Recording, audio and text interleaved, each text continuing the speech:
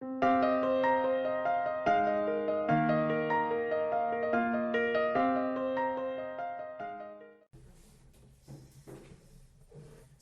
no vamos a tratar en esta mañana toda esta porción que acabamos de leer, pero es sumamente necesaria que la hayamos leído. Esos versos del 13 al 26 del capítulo 5 de la carta a los Gálatas. Pero lo que sí vamos a hacer, amados hermanos, es empezar a introducirnos a este tema tan importante para todo creyente, y es cómo saber vivir en la libertad con la cual Cristo nos hizo libres. Y para ello vamos a hacer uso de los versículos 13 al 15. Solamente vamos a tratar esos 3 versículos. Y en ello vamos a, o más bien, he titulado el sermón de hoy, que va a cobijar toda la enseñanza bajo la premisa de una libertad contrastante. Una libertad contrastante. Ahora bien, si nosotros hemos sido diligentes, como pretendo que sí lo hemos sido, cuando comenzamos el estudio del capítulo 5 de esta carta, Pablo introdujo de una manera muy abierta, de una manera explícita, el concepto de libertad, ¿sí? No de una libertad cualquiera, sino de la libertad cristiana, la cual es observada bajo el contexto de lo que él ha venido enseñando. Es decir, Pablo enseña acerca de la libertad cristiana bajo el contexto de la esclavitud de la cual él ha venido tratando a lo largo de la carta. ¿Por qué digo esto? Porque es necesario que entendamos de qué nos libró Cristo para que podamos vivir en la libertad con la cual Cristo nos hizo libres. Ahora, Pablo a lo largo de la carta nos ha estado enseñando acerca de que la ley produjo cierta esclavitud. Una esclavitud particular para el pueblo judío y una esclavitud que se expresa de manera general a toda la humanidad. Miren, la ley, y esto a manera de recordatorio, la ley esclavizó a los judíos bajo una sentencia. ¿Cuál? Les ayudo, culpables. ¿Sí? ¿La ley acaso no se levanta y apunta su dedo acusador a todo aquel que infringe la ley de Dios y le dice culpable? Pues la ley eso es lo que hace. La ley esclavizó al pueblo judío y a todos los hombres como culpables. Fíjense, hermanos, cada mandamiento que Dios promulgó y que fue desobedecido por los judíos hacía que la ley se pronunciara en contra de cada transgresor. Pero eso no fue todo, sino que además, cuando los judíos malentendieron el propósito de la ley, porque esta es la otra parte de la cual hace alusión el apóstol Pablo, que los judíos usaron la ley de una manera que no era. Lo que sí debemos entender es que el uso legítimo de la ley es que se dio para dar evidencia de la culpabilidad de los hombres. Ese es el propósito de la ley, mostrar lo pecadores que somos. Pero los judíos se fueron un poco más allá y distorsionaron esta verdad. ¿Por qué? Porque ellos pretendieron coger esa ley que los estaba acusando para usarla para resolver su problema. Es decir, ellos querían enderezar lo torcido. Ellos querían obedecer lo que jamás habían podido obedecer y así poder lograr la justificación delante de Dios. Absurdo, ¿verdad? Pero en su esmero,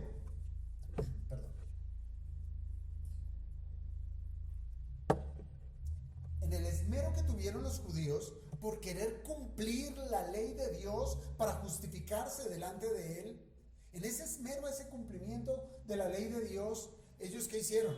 Tropezar una vez y otra vez y otra vez, ya que la ley demanda un cumplimiento perfecto, un cumplimiento pleno, un cumplimiento perpetuo.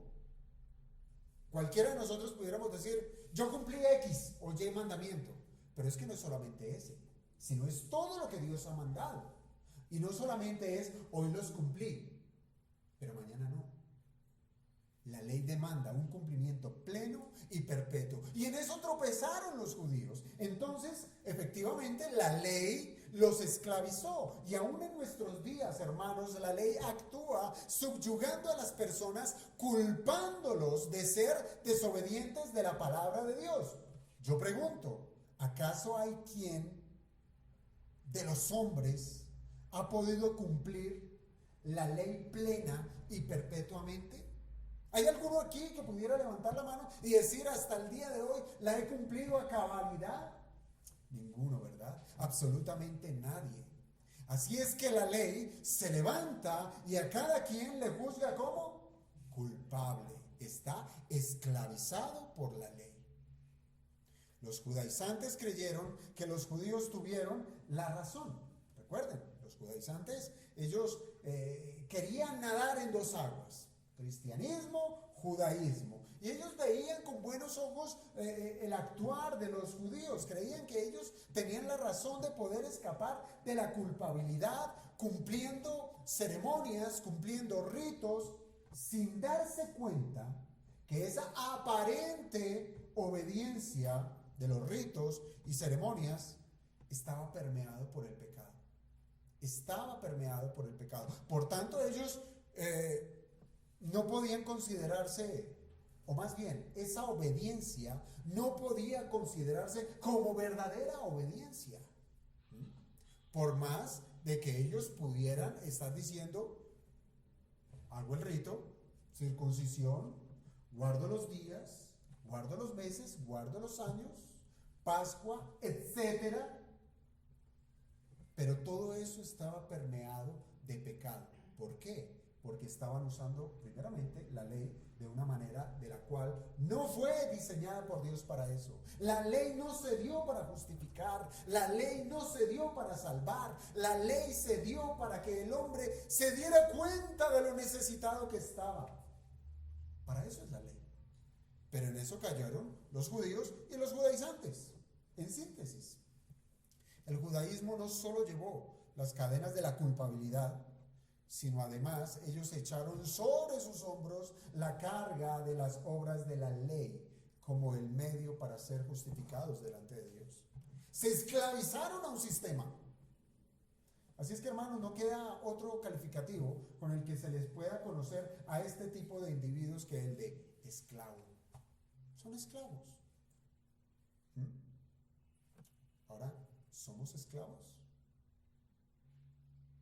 Bueno, aunque el apóstol ya ha introducido, como les digo, el tema de la libertad cristiana, y que desde aquí, desde este púlpito, se ha enseñado ese versículo 1 de Gálatas 5, Pablo va a retomar ese asunto, pero lo va a hacer haciendo un contraste, ¿sí? Un contraste entre lo que es ser verdaderamente libres y lo que es ser un esclavo, o más bien, uno que pretende ser libre, que se cree libre, pero que a la luz de la Escritura es un esclavo.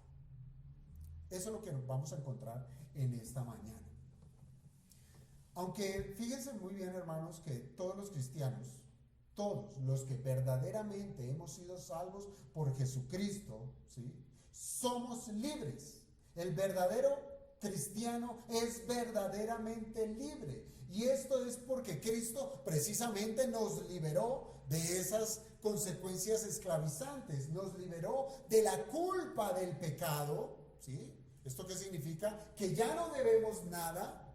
¿Por qué? Porque Cristo pagó por nuestra transgresión, por nuestros pecados. Ya no debemos nada, por eso nos liberó de la culpa. Ya la ley no se enseñorea sobre nosotros para llamarnos culpables, sino que en Cristo Jesús hemos sido absueltos, pero además Cristo nos liberó del dominio del pecado. Esto es algo como si fuera que no es una realidad en medio de los creyentes hoy en día. Pareciera como si Cristo, listo, sí, me perdonó, pero seguimos esclavos, pecando de aquí para allá, de una manera tan abierta y absurda. Y eso es a lo que Pablo va a apelar desde esta porción que hemos de tratar en esta mañana. Y piénsenlo, hermanos. Por ejemplo, el apóstol Pablo le escribió a los romanos que por el pecado, que el pecado ya no se enseñorea de nosotros. Ya no. No hay razón para el cual nosotros someternos al dominio del pecado, de dejarnos llevar por el pecado, porque dice el apóstol, ya no se enseñorea el pecado de nosotros, pues ya no estamos bajo la ley, porque la ley ya no nos puede acusar, sino que estamos es bajo la gracia. Y en esa verdad es la que todo creyente debe vivir. Por consiguiente, hermanos, esto resulta es en ser liberados, no solamente de la consecuencia del pecado, sino también del dominio del pecado. Y en tercer lugar, somos liberados de cualquier sistema inventado por los hombres que pretenda dar libertad usando promesas falsas. Y esto sí que redunda en nuestros días. Muchos cultos, muchas religiones, muchas filosofías que enseñan que le puede liberar a cualquiera. Y eso se lo pintan de cualquier manera. Usted puede ser libre financieramente, usted puede ser libre emocionalmente, usted puede ser libre de su pareja, usted puede ser libre de su esposo, de su esposa, de sus hijos. Es usted el que va a tener toda esa gratificación. Y eso no es gratis. Siempre hay algo de por medio. Hay promesas falsas que le quieren, por medio de ellas, meter la mano al bolsillo y venderle una caja que no tiene absolutamente nada. Ahora, si nosotros somos entendidos de todo lo que significa la libertad cristiana, hermanos, que como les digo, tiene que ver con el pecado, de eso nos liberó el Señor, del pecado, si somos entendidos de esa verdadera libertad cristiana, hermanos, entonces no habrá problema en vivir como verdaderos libres. Eso sí, según la Biblia, pues si pretendemos nosotros seguir la libertad en términos del mundo, esto va a resultar en esclavitud. Porque el mundo tiene su propio significado de libertad, y eso lo estuvimos tratando precisamente cuando estudiamos el versículo 1 de Gálatas 5. Hermanos, y esto lo digo porque aunque todos los cristianos somos verdaderamente libres, hay quienes han optado por vivir como esclavos, usando la libertad de Cristo como un medio destructivo que viola el propósito de la verdadera libertad. Cogimos la bendición y la manipulamos a nuestra mundanalidad e hicimos de ello una herramienta peligrosa, una herramienta de pecado. Sin lugar a dudas, cuando la libertad cristiana es mal interpretada, va a resultar en ¿qué? En atropellos, va a resultar en problemas, va a resultar en contiendas, y esto en el contexto de iglesia. ¿Puede creerlo?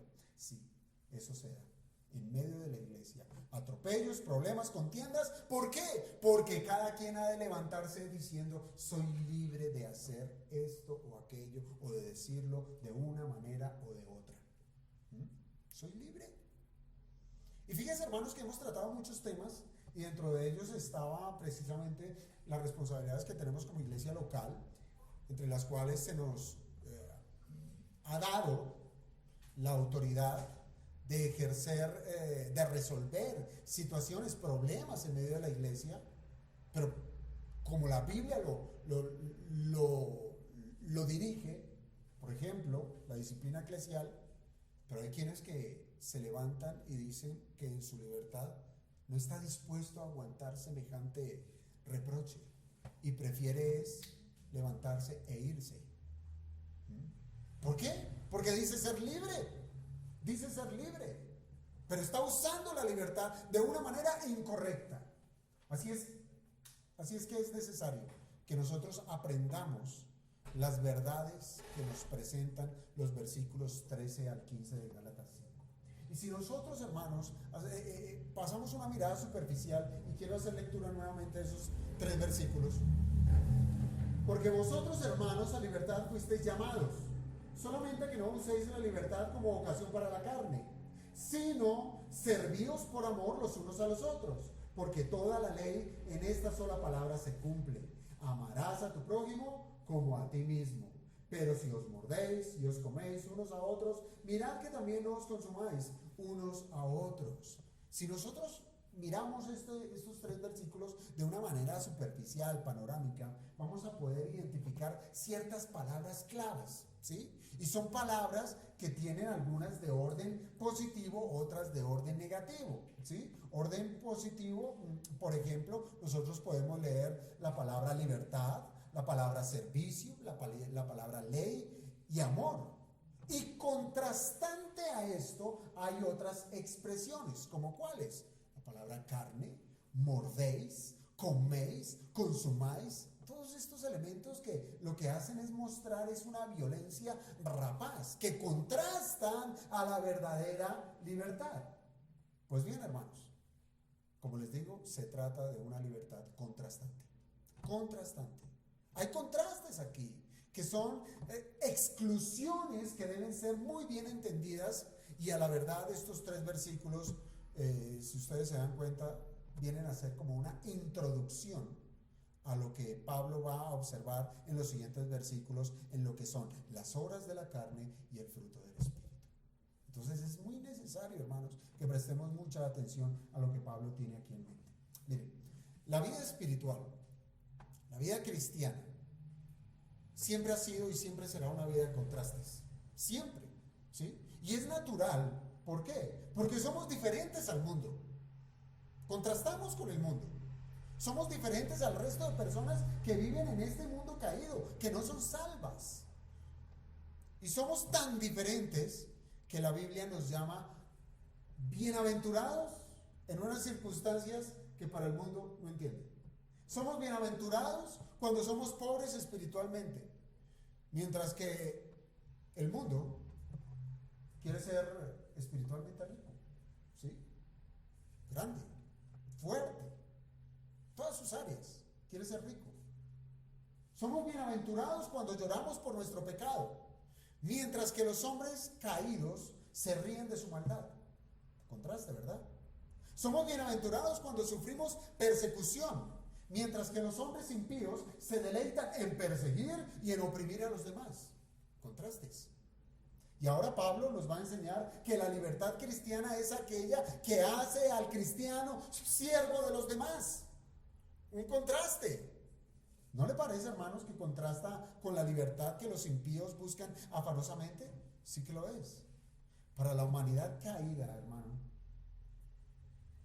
su libertad está basada en el beneplácito para el impío, ¿sí?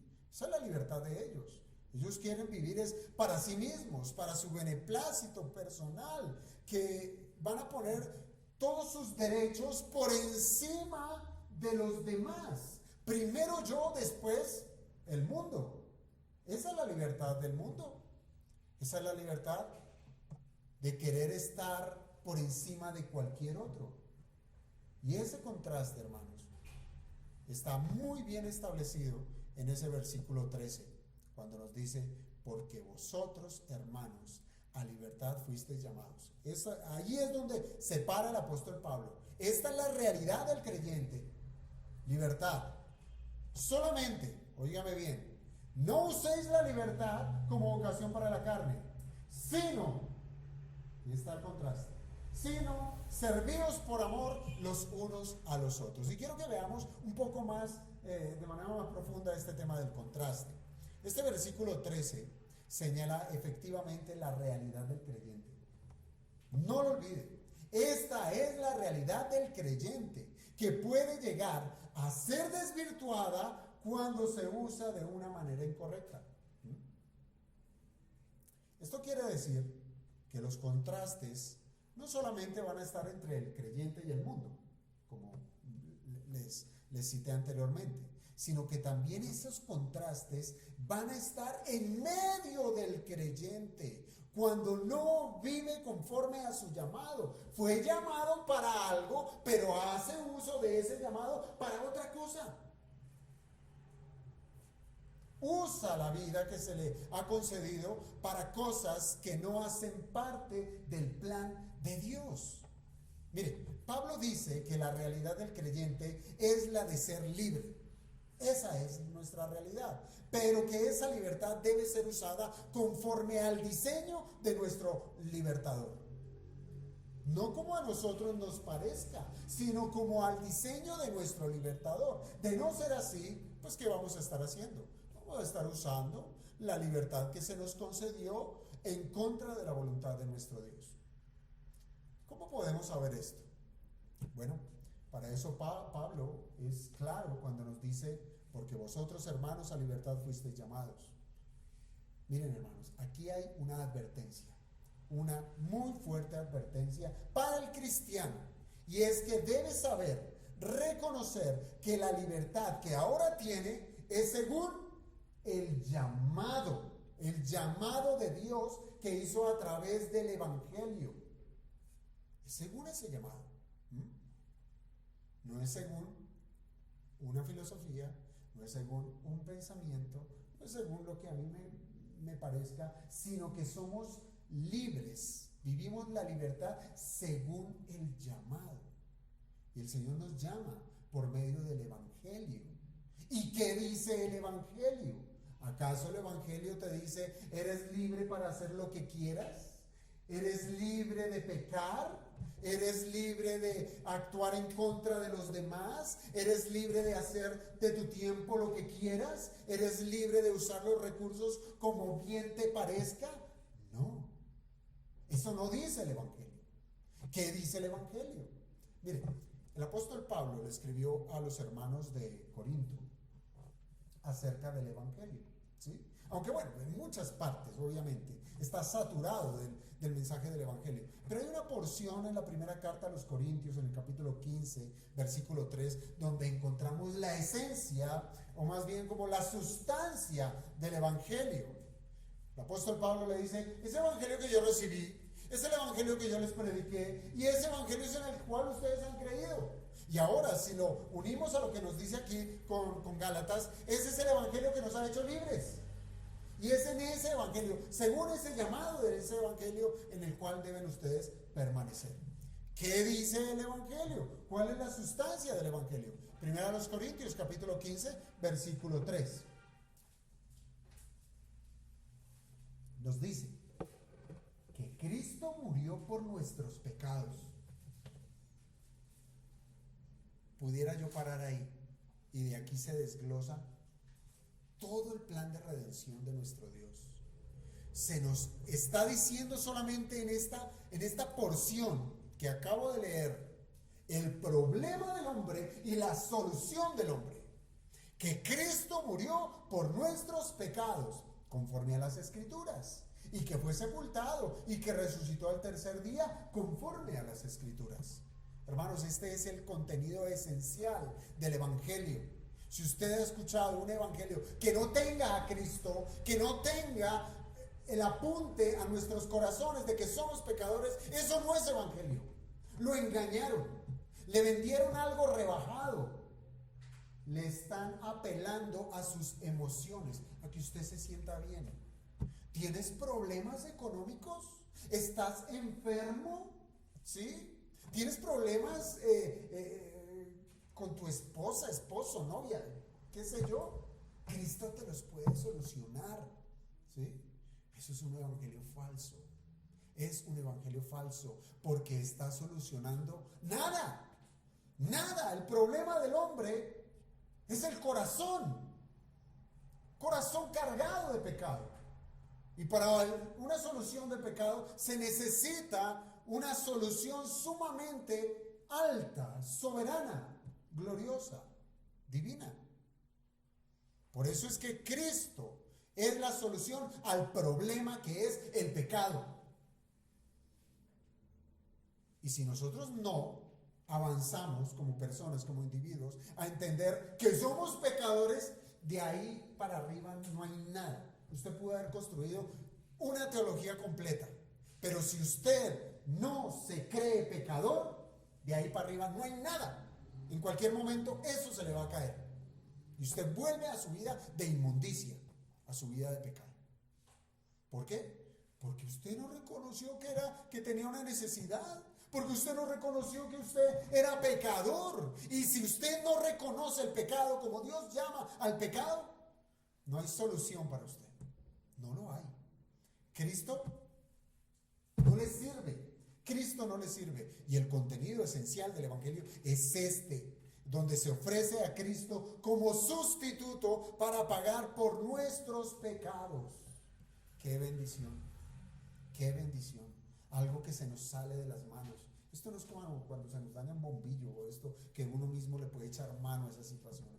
Estamos hablando de una condición espiritual de la cual no podemos solucionar por nosotros mismos. Y debemos buscar en Cristo nuestra solución. Ahora, para recibir a Cristo como nuestro Redentor, lo más natural es que seamos conscientes de nuestro pecado, cada quien. Y en esto también, hermanos, ayuda el Evangelio, mostrándonos que sin Cristo somos esclavos del pecado. Y para todo aquel que reconoce su gran problema, le es ofrecido la única solución, que es Cristo. Así es el Evangelio, sencillo. Un Evangelio que para el mundo es locura, pero para el que es salvo es poder de Dios. Es poder de Dios. Hermanos, el llamado del Evangelio es el llamado de Dios. Es Dios llamando. ¿Es llamando a qué? Al cautivo lo llama a la libertad. Llama al oprimido a que sea libre del pecado, tanto de sus consecuencias como de su gobierno. Por tanto, no hay razón, hermanos, no hay razón para que un cristiano, obviamente salvo, que ha sido liberado, no hay razón que vuelva al yugo de esclavitud. No hay razón. Ay, pastor, es que yo soy débil en esa situación, soy débil con las mujeres, soy débil con la plata. Evalúe su salvación, porque Dios no salva a medias. Él da todo un paquete en donde nos lleva a mantenernos firmes en nuestra vida cristiana, en nuestra libertad.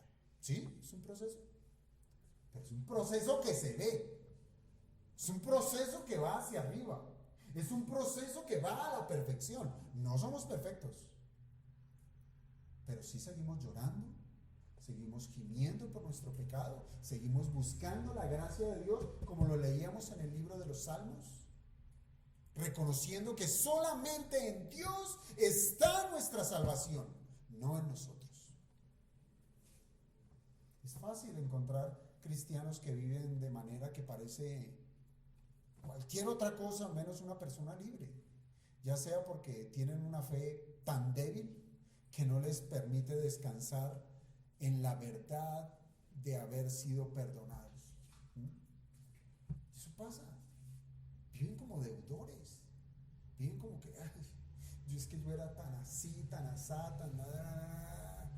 No, es como si le estuviéramos diciendo, al Señor le queda grande mi pecado. Al Señor le queda grande mi pecado. ¿Y qué los convierte? Los convierten religiosos, los convierten, o más bien hacen de su religión como un medio por el cual quieren agradar a Dios. Toca orar, toca ir a la iglesia, porque si no, mira este pecado. Convertimos como un religioso romanista, que peca y reza en pata. Quieren agradar a Dios para pagar por sus culpas. ¿Se convierten en qué? En legalistas. Legalistas, quieren pagar por sus culpas usando la religión. O también están aquellos que saben que han sido perdonados de todos sus pecados, pero estos ya son más relajados, son más frescos y se han tomado el atrevimiento de no ver ningún problema en cometer más pecados. El Señor ya me perdonó por mis pecados pasados, por mis pecados presentes y los futuros. Problema, un pecado más, un pecado menos. El Señor me perdonó, como si ya no debieran nada. Abusan de la gracia como si se tratara de un salvoconducto, de un permiso para pecar. Y a nada de esto nos ha llamado el Señor. Esto no es la libertad que nos ha otorgado. El Señor nos insta a que vivamos en la libertad según el llamado. Según el llamado. Entonces, hermanos, la libertad cristiana tiene que ser entendida, óigame bien a esto, entre lo que se debe y lo que no se debe hacer. Así se debe entender la libertad cristiana, entre lo que se debe y lo que no se debe hacer. Y esto para el libertino ya le ha de resultar esclavizante. ¿Cómo así? ¿No que soy libre? ¿Ahora me van a poner reglas? No, yo ya soy libre de la ley. Para él ya esto le resulta esclavizante, pues ha de considerar que él es libre de cualquier tipo de norma. Son aquellos que viven sin ley, ¿sí? Eso es un libertino. Los que viven sin ley son los que abusan de la libertad cristiana y se niegan a reconocer que tienen obligaciones delante de Dios, que tienen obligaciones delante de su prójimo. Son los que viven sin freno para pecar. Esto es el libertinaje. El lado opuesto. Tenemos a un lado al legalista y al otro lado tenemos al libertino. Y ninguna de esas dos es libertad cristiana. Eso no es libertad cristiana.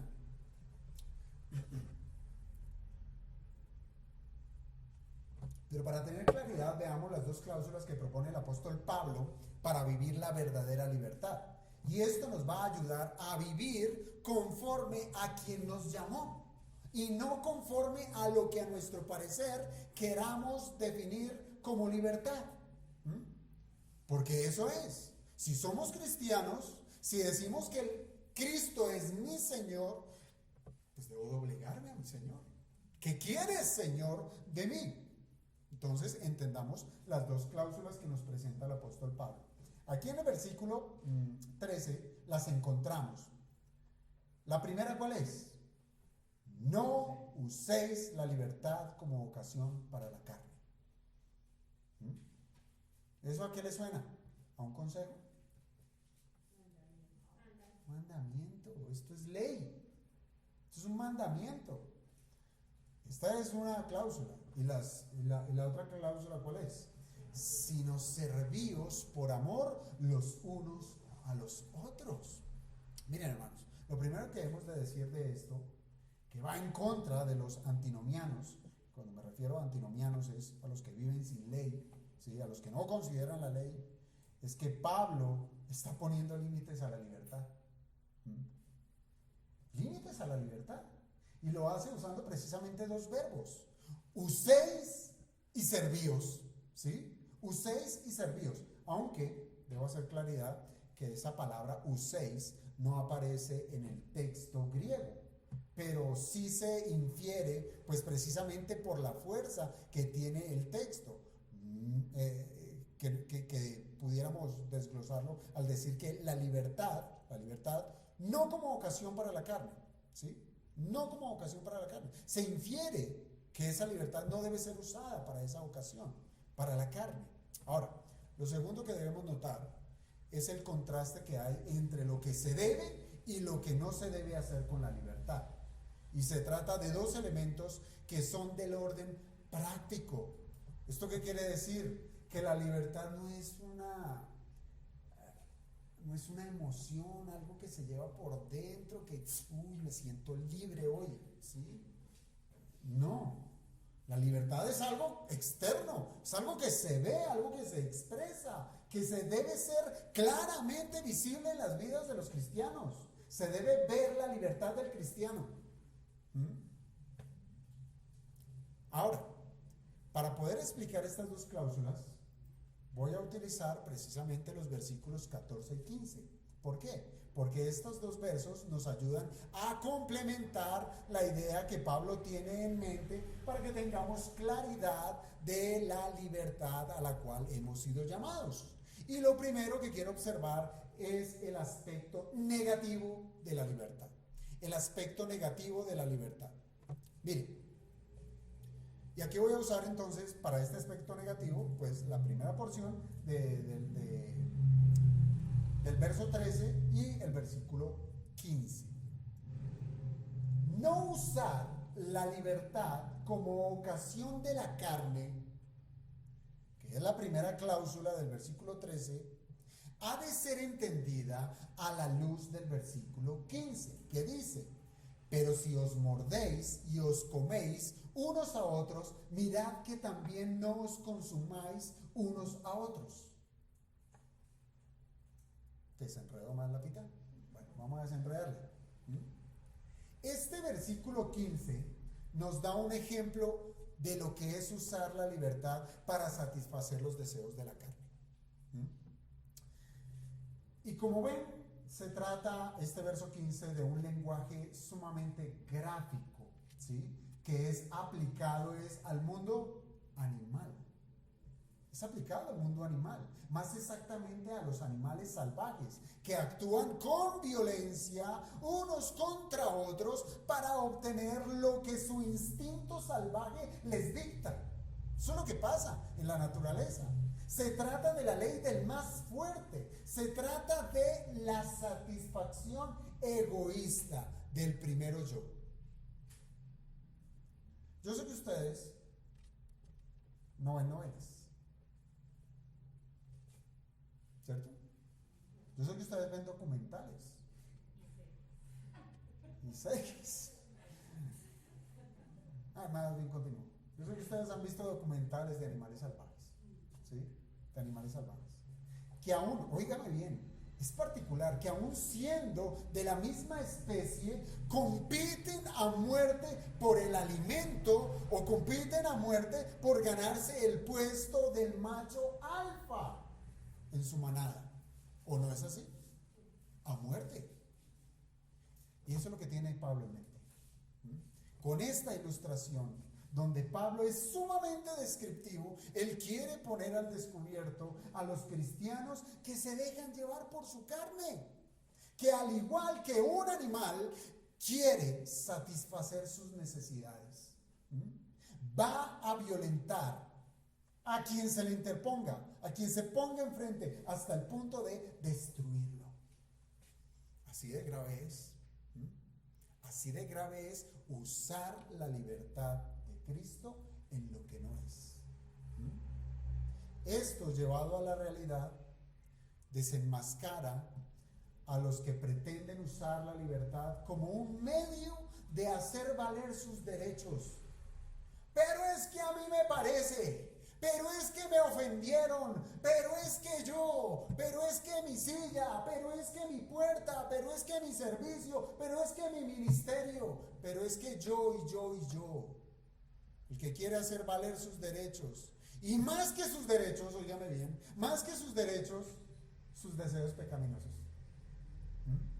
Quiere hacer valer sus deseos pecaminosos por encima de los demás, sin importar que destruya a sus semejantes.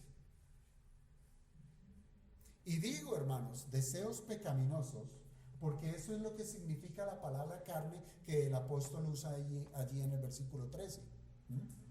Carne son deseos pecaminosos. Y también pudiéramos llamar a la carne como la naturaleza caída del hombre.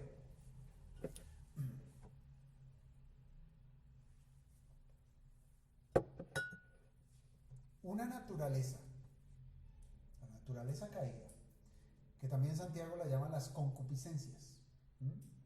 Esos deseos pecaminosos que aún están en medio de los creyentes. Aún están. Y si son alimentados esos deseos, si es alimentada esa naturaleza caída, si es alimentada la carne, que produce alejamiento de Dios. Alejamiento de Dios. Y si nos alejamos de Dios, por consiguiente nos alejamos de su ley, nos alejamos de su gobierno. ¿Cierto? Y fíjense que Dios es el infinito y más alto gobernante del universo. Y cuando Él creó las cosas, Él no las dejó para que se cuidaran por sí solas. Él creó y Él gobierna y sustenta a su creación. Y para ello Él tiene cláusulas, Él tiene reglas, Él tiene leyes que aún llegan a regular las relaciones que hay entre los hombres para una sana convivencia. Y esas leyes, hermanos, jamás son abolidas por causa de la libertad cristiana. No, no son abolidas.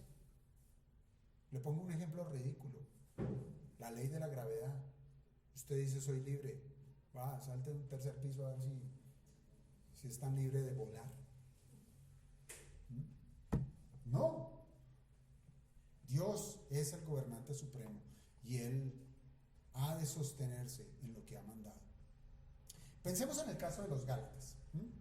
En medio de ellos se estaba presentando fuertes altercados por causa de las falsas enseñanzas que trajeron los judaizantes. Mientras que algún grupo de los Gálatas asumieron la necesidad de circuncidarse y de guardar la ley como un medio de justificación, también habían otros creyentes que se mantenían firmes en la fe. Y estos estaban sufriendo las presiones impositivas de esas herejías. Circuncídese, cumpla, haga. Y el otro allá, no, pero Pablo nos dijo solo fe.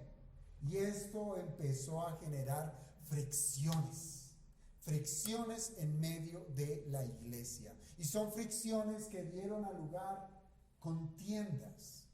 Y las contiendas nacen de la naturaleza pecaminosa del hombre, donde cada quien quería imponer sus derechos sobre los demás, sin darse cuenta que hicieron de la libertad una excusa para pecar. Pecado. Y Santiago, precisamente en su carta, él hizo un par de preguntas que él mismo contesta acerca de esta situación que él estaba viendo. Él dice en el capítulo 4 de su carta, versículo 1, 2 preguntas. ¿De dónde vienen las guerras y los pleitos entre vosotros? Son acusaciones sumamente duras a una iglesia. ¿De dónde vienen esas guerras? ¿De dónde vienen esos pleitos entre ustedes? Y hace una segunda pregunta. ¿No es de vuestras pasiones? Ahí está la naturaleza caída. ¿No es de vuestras concupiscencias, de sus pasiones pecaminosas? ¿No es de su carne, las cuales combaten en vuestros miembros? Y la respuesta que da Santiago está ligada precisamente al pecado de la codicia, del egoísmo, que hace a los hombres rapaces. ¿Qué dice el apóstol en el versículo siguiente? Santiago en el versículo siguiente, versículo 2. Codiciáis y no tenéis. Matáis y ardéis de envidia y no podéis alcanzar. Combatís y lucháis, pero no tenéis lo que deseáis, porque no pedís. Aquí están los cristianos en medio de pleitos. Y esos pleitos se daban precisamente en ese contexto de iglesia, en medio de la congregación. Y es exactamente como lo ilustró el apóstol Pablo. Se trata de una convivencia de animales que se devoran los unos a los otros con el fin de tener lo que se quiere. Palabras muy fuertes. Así es que esto quiere decir, hermanos, que el libertinaje ha permeado las iglesias locales, a tal punto que han hecho de la vida de la iglesia un campo de batalla, donde se hacen reclamaciones con excesos, sin medida, verbales, de hecho, que para el libertino le parece que le es permitido hacer. Y esto, hermanos, esto tendrá mayor candor cuando hay oposición a hacer lo que se quiere. Y como les digo, es por una mala interpretación de lo que verdaderamente es la libertad. Y esto pasa, y muy seguido. ¿Cómo se levantan los ánimos? ¿Cómo se levantan los ánimos en medio de la congregación por defender posición por defender lo que yo creo, no lo que la Biblia dice. Ahora, si ustedes se dan cuenta, hermanos, el libertino es un completo insensato. ¿Por qué? Si no ha entendido que ha sido liberado de la condenación del pecado y de su poder, ahora pretender usar la gracia de Dios para seguir pecando lo hace un esclavo. Y no se está dando cuenta que está pecando, que está actuando pecaminosamente. Y de lo que lo liberó Cristo, él se quiere someter otra vez a ello, a seguir pecando. Entonces, a lo que llama libertad, le resulta es en esclavitud. Y mire, hermano, tome cualquier mandamiento de la ley de Dios, y rápidamente, para los que viven, o más bien para los que quieren vivir libres de la ley, cualquier mandamiento será violado sin ningún remordimiento. Porque si no la considera, yo soy libre, yo puedo hacer lo que quiera, la ley ya no está por encima mío, entonces va a violar los mandamientos de Dios. Para ellos la lógica es sencilla. ¿Cuál? Si Pablo dijo que ya no somos esclavos de la ley, entonces ¿para qué cumplirla? Esa es la lógica, ¿cierto? Si ya no soy esclavo de la ley, ¿para qué cumplirla?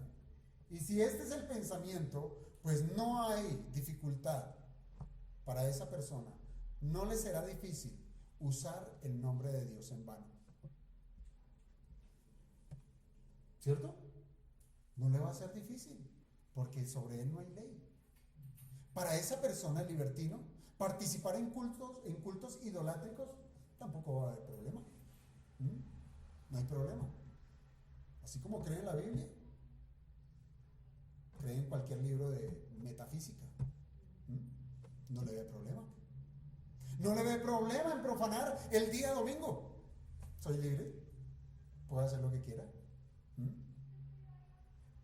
¿Y qué diremos, hermanos, de las responsabilidades que tenemos para con los demás? Yo pregunto, ¿acaso somos libres para deshonrar a nuestros padres? ¿Esa es la libertad con la que Cristo nos hizo libres? Soy libre de la ley. Entonces deshonremos a nuestros padres. ¿Somos libres? No. ¿O somos libres para cometer adulterio? No. ¿Somos libres para codiciar lo que no nos pertenece? No. Por cualquiera de los 10 mandamientos, úselos. Y jamás vamos a encontrar que la libertad cristiana apoye el aborrecimiento a la ley. No. Y ellos descansan en, somos libres de la ley. Somos libres de la ley. Miren, semejante forma de pensar genera caos, desorden, desorden en la congregación y respeto en medio de la congregación. Soy libre de llegar a la hora que quiera. ¿Eso no es desorden? Es un ejemplo muy básico, hermanos, pero eso sí, para llegar al trabajo sí puntual. ¿Qué pasa? Porque hay consecuencias si llego tarde al trabajo. Si llego tarde a una cita médica, hay consecuencias. A esa sí le madrugo. Pero cuando usted tiene una invitación a reunirse con su Dios, quien lo salvó, el Señor me libró. ¿Sí? El Señor me libró. Soy libre. Él entiende que estoy cansadito.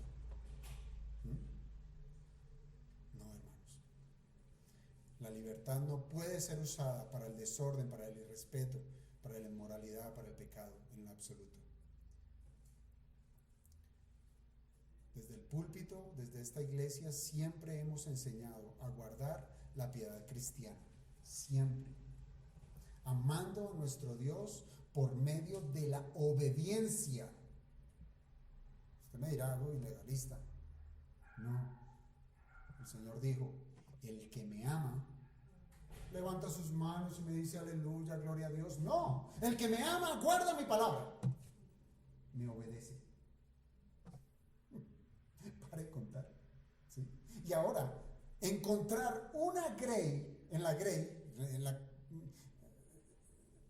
iglesia a mutiladores de la verdad que ponen discordia entre los hermanos, alentando a la desobediencia bajo la premisa de ser libres, esto no es más que carnalidad. Y como veremos, la carne se opone al Espíritu de Dios, y esa oposición se expresa en violencia, en odio y en toda clase de codicias. Y usted lo va a ver. Usted habla de pecado, enseña de pecado y rápidamente, ¿pero por qué? ¿Pero si yo lo he hecho? ¿Pero si yo he vivido? ¿Pero si no me ha pasado nada? Pero ahí sí quieren explicaciones. Pero explíquemelo. ¿Cómo así? ¿Que adulterio? ¿Cómo así? ¿Que robar? Explíquemelo. ¿Por qué? Porque su libertad es pecar. ¿Sí? Quiere la justificación para su pecado. Y quiero darles un ejemplo que ha sido recordado cada vez que nosotros celebramos la Cena del Señor. Pablo duramente amonesta a los corintios cuando les dice en la primera carta a los corintios, capítulo 11, versículos 17 y 18. Pero al anunciaros esto que sigue, no os alabo. Aquí no hay alabanza, aquí no hay mérito, aquí no hay gloria. Porque no os congregáis para lo mejor, sino para lo peor. Tremendo. Para eso se reunían como iglesia, para lo peor. Pues en primer lugar, cuando os reunís como iglesia, oigo que hay entre vosotros divisiones, y en parte lo creo. Y él continúa diciendo que en medio de la iglesia había quienes usaron mal la libertad cristiana. ¿Por qué? Porque se iban a comer y a beber como mundanos, que ni siquiera estimaban las necesidades de los demás hermanos, sino que se volcaban a las mesas para obtener la mejor porción. O sea, por eso no es extraño que Pablo utilice esos calificativos tan gruesos en el versículo 15 de Gálatas 5. Se portaban como animales. ¿Para qué? Para satisfacer primeramente su ser, pasando por encima de cualquiera, inclusive de Dios, deshonrando su culto, deshonrando su día domingo. Y aquí hay algo, hermanos, que debemos estimar, y es que aún no hemos sido liberados de la carne, como bien les dije, aunque sí la podemos doblegar. Sí la podemos doblegar. Tenemos la naturaleza pecaminosa, el remanente de pecado, pero tenemos todos los elementos para mortificar el pecado. Todos. No es el tema. Pero el Señor nos dio, y esto lo repetiré hasta que me canse, nos dio el Espíritu, nos dio una nueva naturaleza, nos dio la Biblia, nos dio vida nueva, nos dio la iglesia, nos dio pastores, nos dio maestros, todos esos elementos, nos dio los unos a los otros. ¿Acaso no dice el apóstol Pablo, edificaos los unos a los otros? Nos dio a los hermanos, nos dio a la iglesia. ¿Para qué? Para hacerle frente al pecado, para doblegar a nuestra carne. Entonces, hermanos, si nosotros desestimamos la presencia de la naturaleza caída, pues podemos caer precisamente en el error de considerar nuestras injusticias contra los demás como si fuera parte de lo permitido por Dios para sus hijos. Y eso no es libertad cristiana.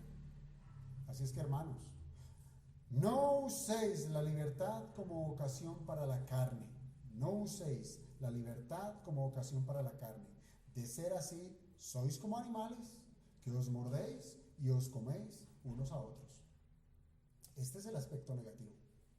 Ahora veamos rápidamente el aspecto positivo de la libertad. ¿Qué dice el apóstol? Servíos por amor los unos a los otros. Así dice el final del verso 13. Y es explicado precisamente en el versículo 14, que también podemos leer. Porque toda la ley en esta sola palabra se cumple. Amarás a tu prójimo como a ti mismo. Si nosotros pudiéramos resumir lo que Pablo quiere decir con este aspecto positivo de la libertad, es que la libertad, óigame bien, está sometida a la ley del amor. La libertad cristiana está sometida a la ley del amor. Y eso, al igual que las bienaventuranzas, es un contraste que enloquece la sabiduría del hombre caído. Y esto lo digo porque algunos se preguntarán, ¿acaso se puede llamar libertad al sometimiento de alguna ley? Y la respuesta es sí. ¿Por qué? Porque somos libres para no pecar. Aquí sí ya como que se nos tuercen las neuronas al identificar qué es la libertad cristiana. Sí, usted es libre, cristiano. Usted es libre para no pecar. Es libre para no pecar. Y fíjese que la ley nos va a ayudar a saber cómo no pecar. También nosotros podemos ver un contraste en considerar la libertad cristiana como el hacerse esclavo de otros. Y de por sí ya esto resulta contradictorio para algunos. ¿Cómo? ¿La libertad cristiana es hacerme esclavo de otro? Sí. Bien les dije que la libertad se trata de lo que se debe y de lo que no se debe hacer. Y dentro de lo que se debe hacer es tener una actitud de siervo frente a los demás. Y en lo que respecta a lo que se debe hacer, fíjese que Pablo nos dice que la libertad, la verdadera libertad, es la que es útil, la que se pone, es decir, la que se pone al servicio. Eso es ser útil, algo que sirve. Usted no compra una herramienta para tenerla guardada y no utilizarla. Se convierte en una herramienta inútil. La libertad es una herramienta que debe ser puesta al servicio, debe ser útil, se pone al servicio de los demás. Y no se trata de un servicio, óigame bien, interesado. No es un servicio interesado, sino es aquel que nace del amor. Es un servicio que nace del amor. Entonces, si realmente, hermanos, somos libres, esta condición es evidente cuando se demuestra en el servicio hacia los demás. Es evidente, se ve la libertad. Entonces, la verdadera libertad no es la que nos sirve a nosotros mismos, sino la que sirve a los demás. Son los derechos de los otros que priman sobre los nuestros. Eso es libertad. Libertad es ver el bien de nuestros semejantes antes que los nuestros. Libertad es el primero usted y después yo. Eso es libertad. Y esto contradice la carnalidad del hombre, la cual es egoísta, la cual es condenatoria, la cual es excluyente. Y el mayor ejemplo de libertad, de la verdadera libertad, ¿quién nos la dejó? Cristo. Cristo, que siendo Él el Rey de Reyes, mire lo que hace, se despoja de su gloria para hacerse uno como nosotros al tomar cuerpo de hombre. Y como Él mismo lo dijo, el Hijo del Hombre no vino para ser servido, sino para servir, pero concluye de una manera espectacular, y para dar su vida en rescate por muchos. En eso consiste su servicio, ¿sí? El más sublime servicio de Cristo, del cual nosotros, los creyentes, nos beneficiamos, fue su muerte, fue darse a sí mismo. Y se trató de un servicio que brotó ¿de qué? ¿Del interés? Es que necesito la adoración de estos hombres. No, ese servicio brotó del amor de Dios hacia sus elegidos. Pero quiero mencionar otro acto que tuvo lugar cuando nuestro Señor lavó los pies de sus discípulos. ¿Sí recuerdan esa porción? Cuando el Señor lavó los pies de sus discípulos. Y el mismo Señor, de manera intencional, Él dice, pues si yo, el Maestro, el Señor, he lavado vuestros pies, si yo, el Señor, he lavado vuestros pies, vosotros también debéis lavaros los pies los unos a los otros. Ejemplo os he dado. Lavar los pies en ese tiempo se trataba de un acto de hospitalidad. que tenía el anfitrión con su visita, la visita que venía a su casa, de lavar los pies. Y era algo sumamente, pues, feo. ¿A qué me refiero? Porque las condiciones de ese tiempo, calles polvorientas, donde no eran carros, sino eran animales que transitaban por allí, excremento de animales, y toda esa polvadera iba a los pies. Y cuando llegaban a la casa, ¿qué le lavaban, qué le quitaban a esos pies? Pues precisamente el polvo, el mugre y el excremento de los animales. No era nada deleitoso este servicio, ¿sí? Pero eso lo hizo el Señor. Pero en el tiempo judío, ese servicio, esa práctica, lo hacían eran los sirvientes, ¿sí? No lo hacía el dueño de la casa. Por tanto, la lección que nos está dando aquí nuestro Señor es sumamente clara y amplia, y es la de inculcar la condescendencia de carácter humilde en beneficio de los demás. Hermanos, y si se practica esos gestos de generosidad, se estará guardando el corazón nuestro. ¿Por qué? Lo estaremos guardando del peligro de la ambición, de la codicia, porque ya no estaré pensando para mi beneficio, sino para el beneficio del otro. Bendigo al otro, hay bendición en mí, porque estoy guardando mi corazón de pecar. Ahora, en el verso 14, Pablo, en su habilidad como maestro, él habla de la ley de manera positiva. Él dice que es necesario su cumplimiento. Es necesario el cumplimiento de la ley, pero no como lo pensaban los judíos, no como un medio de justificación, y tampoco como lo puede pensar un antinomiano, que cree que toda la ley fue abolida y que no aplica para el creyente del Nuevo Testamento. Pablo dice que toda la ley debe ser cumplida y que puede ser bajo el mandamiento de amarás a tu prójimo como a ti mismo. Allí lo concentra todo. Y esto es lo que cada uno quiere que los demás hagan con usted. Ese es el mandamiento. Lo que usted quiere que los demás hagan con usted, hágalo para con ellos primeramente. Y no se trata de un mandamiento nuevo. No era la panacea para el judío, pues el judío ya lo conocía, porque Pablo lo que está haciendo es citando el Antiguo Testamento, está citando el libro de Levítico en el capítulo 19, en el verso 18. Y es notable, hermanos, que Pablo está diciendo que amar no es un sentimiento superfluo. No es algo, ay, sí, yo te amo, yo te quiero, chao, chao. No es un sentimiento superfluo que queda solamente en esas palabras bonitas, sino que trasciende al plano de la demostración, es decir, del servicio. Por tanto, amar es servir. Amar es servir. Por otra parte, ¿a quién se nos manda a amar? Al prójimo, ¿cierto? A tu prójimo, dice el apóstol Pablo. Pero para que lo entiendan mejor, ustedes pueden hacer la tarea de estudiarlo en casa con la parábola del buen samaritano. Allí se nos dice quién es nuestro prójimo. Pero como necesitamos el concepto ahorita, les voy a ahorrar la tarea, ¿sí? Prójimo es todo aquel que no soy yo.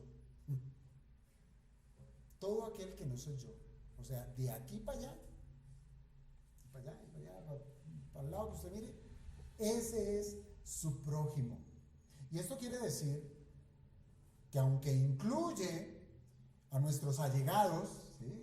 Nuestro prójimo, que ahí es donde nosotros calamos, mi prójimo, pues nuestros allegados, están nuestros familiares, nuestros amigos, a ellos les sirvo, nuestros hermanos en la fe, a ellos les expreso mi servicio, mi amor. Pero el amor que debemos al prójimo se extiende a todos nuestros semejantes, incluyendo a nuestros enemigos. ¿Claro? ¿A nuestros enemigos? ¿Sí? Pues fácil es amar a los que nos aman, dijo el Señor. Señor dijo, ¿qué mérito tiene eso? Amar a los que nos aman. ¿Qué mérito hay? ¿Sí? Hay mayor mérito en amar a quien a usted le odia. Ahí sí hay mérito. El Señor dijo, amad a vuestros enemigos, haced bien a los que os aborrecen. Palabras mayores. Bendecid a los que os maldicen y orad por los que os calumnian. Al que te hiere la mejilla, preséntale también la otra. Y al que te quite la capa, ni aun la túnica le niegues.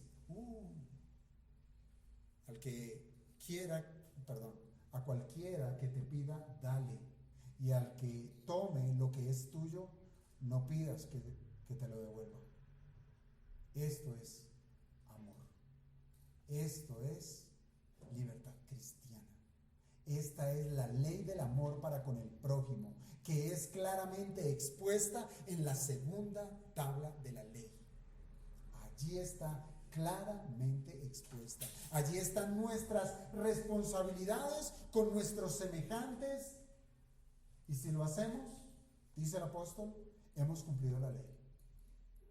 Con esto no se está diciendo, óigame bien a esto, quiero ser claro, con esto no se está diciendo que amar al prójimo es el camino de la salvación. No lo es. Por el contrario, el amor al prójimo es la manifestación de la salvación. El que ha sido salvo ama a sus semejantes. Dios ha de poner, hermano, providencialmente, y ya con esto acabo, Dios ha de poner providencialmente personas en nuestro camino que a nuestro parecer resultarían difíciles de amar. ¿No le ha pasado?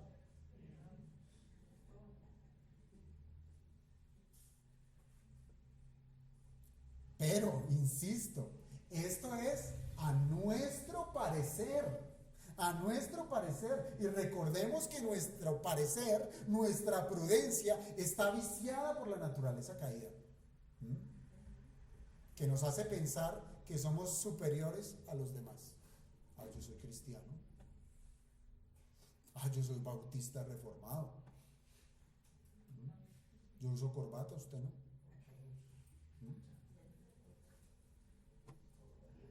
Yo soy superior a usted. Usted me debe a mí. No. Entonces, ¿qué nos insta, hermanos, esta porción que nos está presentando el apóstol Pablo? Que debemos cambiar de perspectiva.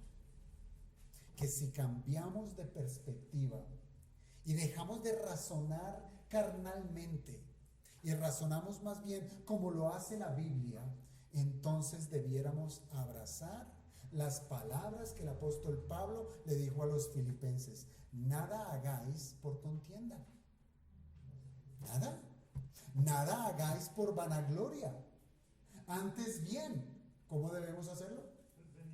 Con humildad, dice el apóstol, estimando cada uno a los demás como superiores a sí mismo, no mirando cada uno por lo suyo, sino cada cual también por el del otro. Eso es libertad cristiana. Yo le pregunto, hermano, ¿qué tan dispuesto está de dejar su comodidad por participar de la bendición para los que lo necesitan? Sea quien sea, sin discriminar. ¿Qué tan dispuesto? Recuerda lo que hizo el Señor. Que Él por amor, ¿sí? Por amor a nosotros, siendo rico, se hizo pobre. Y dice la Escritura que con su pobreza nos enriqueció a nosotros. Él sí se humilló. Eso se llama el estado de humillación de Cristo. Ahora, hermanos, la libertad no puede ser usada como ocasión para pecar. Nunca. Nunca puede ser usada como ocasión para pecar. Antes de ser salvos, el pecado es abominable para el Señor. Después de ser salvos, eso no cambió. El pecado es abominable delante del Señor. La libertad no puede ser usada como una permiso para pecar, ni mucho menos para hacer que otros pequen. Terrible aún sería que en la aparente libertad yo atraiga a otros a pecar. Terrible. Fíjense que el apóstol Pablo prefería no comer carne, no beber vino, con tal de no hacer pecar a sus hermanos más débiles. ¿Qué problema hay en comer carne? Ninguno. Lo veíamos hace 8 días. ¿Qué problema hay en tomar vino? Ninguno. Pero si para mi hermano, para su conciencia, que aún está débil, es tierna como la de un bebé, dice, no, a mí el alcohol me trajo mucha maldición a mi vida y no es pecado, no. Yo no puedo, ninguno. Pablo lo hizo, de decir, ay, tranquilo, somos libres en Cristo, tomémonos un vinito. Es más, si usted no se lo quiere tomar, yo sí me lo tomo porque yo soy libre. Usted todavía está siendo esclavo de esas cosas. Como animales salvajes, devorándose el uno al otro. Pablo no lo hizo.